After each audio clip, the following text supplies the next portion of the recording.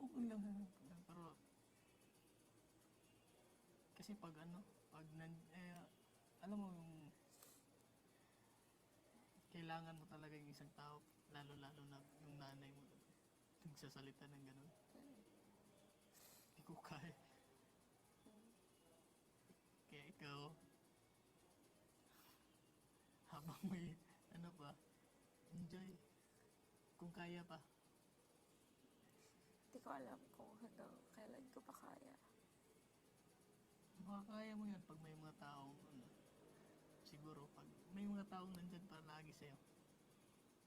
Makakalimutan mo siguro pag na nililibang yung sarili sa ibang bagay. Kasi pag nagro-rope ka, is na, magro-rope na lang tayo palagi.